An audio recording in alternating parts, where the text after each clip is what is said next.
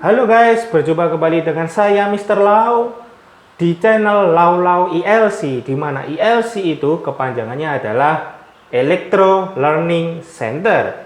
Nah, jangan lupa like and subscribe di channel ini, karena di channel ini Anda akan mendapatkan banyak ilmu mengenai teknologi elektronika, robotik maupun microcontrol. Oke, pada video kali ini kita akan bahas ya, ini 8 basic skill yang harus Anda punyai sebelum Anda beranjak ke dunia elektronika. Atau lebih tepatnya saya akan menjadikan Anda itu the best engineer elektro. Nah, keren kan? Oke guys, kita langsung masuk ke topik yang pertama. Topik pertama adalah aktif belajar hal yang baru. Insinyur manapun harus selalu memperkaya dirinya dengan ilmu. Nah, baik semasa kuliah atau dia belajar di luar perkuliahan, sudah bukan rahasia lagi bahwa perkembangan teknologi ini sangatlah cepat. Jadi, jika Anda tidak cepat tanggap, bisa-bisa Anda ketinggalan.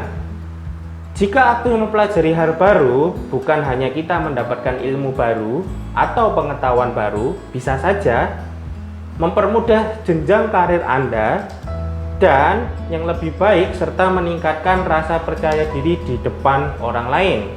Itu adalah topik yang pertama, harus aktif belajar hal yang baru. Lanjut ke topik yang kedua. Ini 4. Nah, ini 2. Nah, di topik yang kedua kita membahas tentang berpikir kritis dan cepat tanggap. Nantinya lulusan teknik itu dituntut untuk memecahkan suatu masalah, mencari solusinya. Salah satu syaratnya adalah apabila memiliki kemampuan berpikir yang kritis, cepat, dan menyukai hal-hal yang baru. Nah, karena lulusan elektro itu nanti diharuskan melihat permasalahan, mengidentifikasi permasalahannya, serta mencari solusi yang dapat digunakan untuk perkembangan lebih lanjutnya. Jadi, berpikir kritis dan cepat tanggap itu sangatlah penting. Kita lanjut yang ketiga. Ding ding. Nah, yang ketiga ini itu berhubungan dengan problem solving. Nah, atau problem solving. Nah, dimanapun tempat kita tinggal atau kita dimanapun kita berada, mau kerjaan atau perkuliahan atau masa sekolah, kita perlu dapat mengidentifikasi masalah dan mencari solusinya. Itu adalah teknik dari problem solving.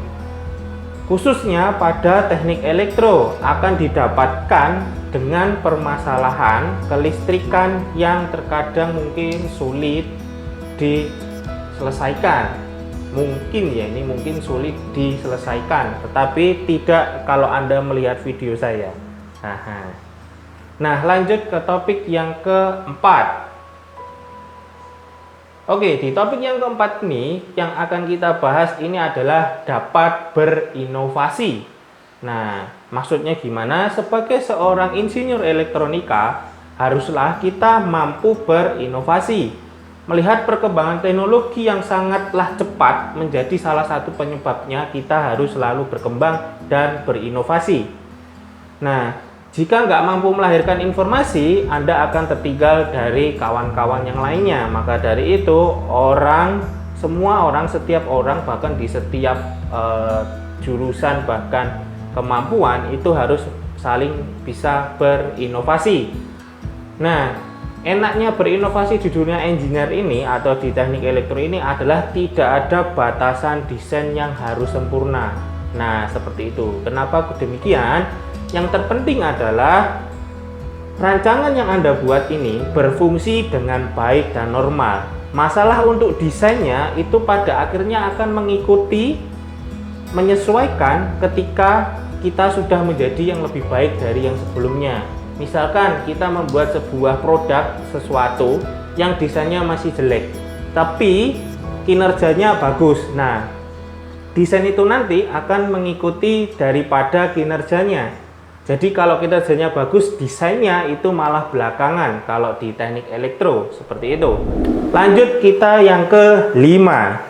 Nah, yang kelima ini kita bahas tentang penguasaan basic skill yang lebih ke teknik elektronya. Kalau yang 4 tadi itu adalah membahas tentang sisi daripada orangnya atau kita sendiri yang akan beranjak ke dunia perelektronikan. Nah, kalau yang dari 5 sampai ke 8 ini, nah itu lebih ke tekniknya atau lebih ke bidang elektronikanya. Nah, yang kelima itu adalah fisika dan matematika. Nah, fisika dan matematika, kenapa kok kita harus belajar itu? Setelah menyelesaikan perkuliahan atau sekolah atau Anda mau belajar teknik elektro, matematika dan fisika harus dibawa sampai kapanpun. Nah, bukan hanya berurusan dengan angka-angka saja, nantinya lulusan elektro harus mampu menyelesaikan permasalahan praktis dengan matematika dan fisika. Seseorang insinyur juga harus dapat menganalisis suatu rangkaian kerja di bidang elektronika dan dapat menentukan arahnya yang harus ditempuh dengan analisisnya. Jadi matematika dan fisika itu sangatlah penting untuk kita, fungsinya menganalisis suatu rangkaian misalkan ya. Jadi memang itu adalah basic skill yang harus kita bawa. Lanjut ke topik yang ke-6. Nah, membaca dan membuat desain sirkuit PCB. PCB itu kepanjangannya adalah papan circuit board, di mana kita juga harus bisa membaca dan membuat desainnya. Tetapi tidak perlu khawatir Anda semua, karena basic ini akan dipelajari saat Anda berkecimpung langsung di dunia elektronya. Dan Anda lihat video ini secara terus menerus, karena di video ini banyak yang Anda akan pelajari, terutama untuk PCB ini. Jadi saya akan bantu Anda untuk berkembang menjadi lebih baik dan belajar menjadi lebih enak. Nah, pengertiannya apa? Membaca dan membuat papan sirkuit bagi anak elektro itu adalah hak patennya. Wajib, paten dan wajib itu adalah ilmu dasarnya. Bayangkan saja seperti orang arsitek yang dia juga harus bisa menggambar bangunan menggunakan sebuah program. Nah, programnya namanya AutoCAD. Nah, itu adalah hal yang wajib juga bagi elektro, dia bisa membaca sirkuit, membaca rangkaian, dan membuat desain PCB. Itu adalah paten. Nah, maka sudah layak dan sepantasnya selama belajar harus menguasai tentang PCB, desain yang digunakan untuk membuat sistem kelistrikan, rangkaian digital, dan lain sebagainya. Nah, itu adalah yang ke-6. Lanjut yang ke-7. Oke, yang ke-7 ini tentang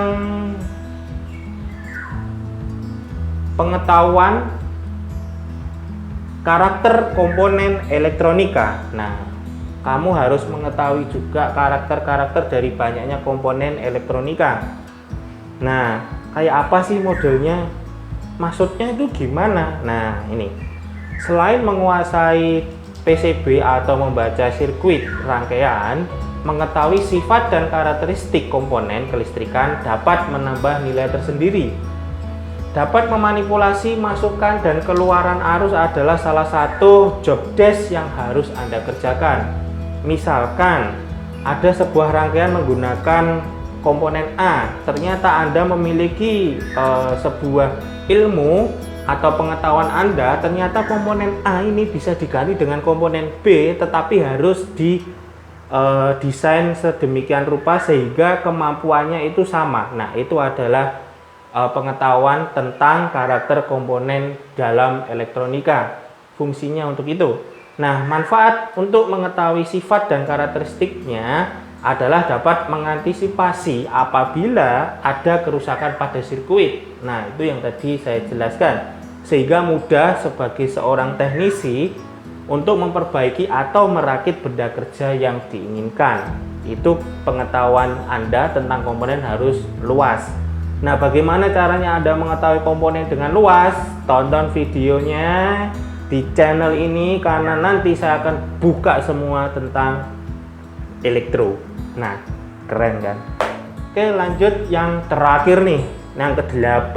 Yang terakhir ini adalah hal yang biasanya ditakuti oleh orang-orang. Nggak tahu kenapa kok takut ya. Tapi nggak apa-apa, lanjut yang ke-8 ini adalah bisa coding. Nah, bisa coding loh. Apakah kita akan dijadikan seorang yang menguasai pemrograman kayak anak-anak teknologi informatika, anak-anak IT? Tidak juga.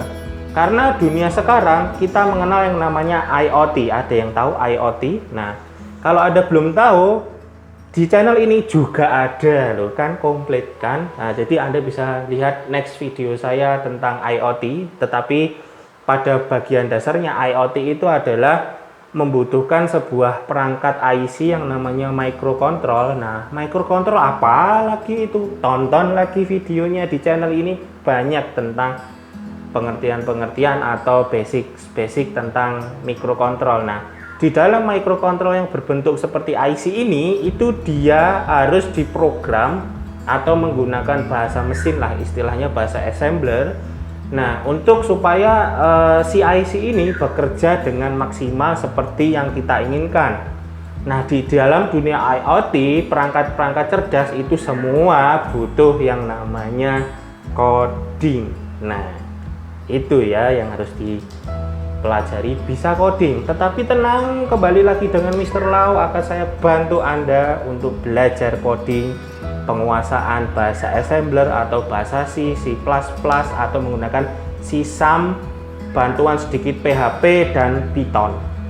Oke, tidak usah khawatir. Lanjut ke yang ke-8 tadi ya, bisa coding.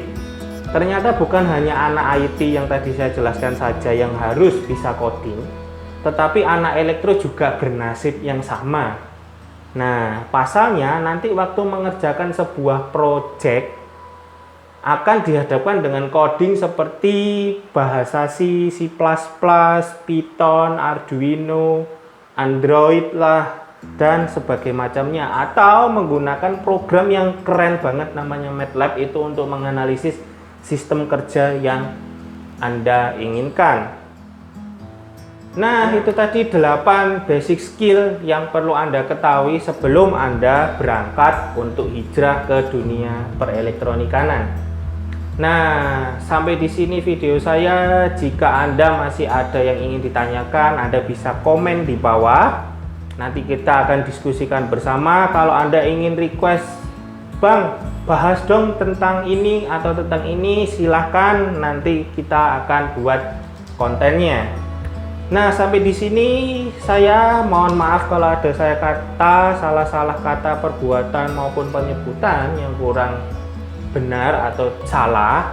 Nah, saya mohon maaf ya sebesar-besarnya. Terima kasih telah menonton video ini. Jangan lupa like and subscribe channel saya Lau Lau ILC, di mana kepanjangan ILC itu adalah Electro Learning Center.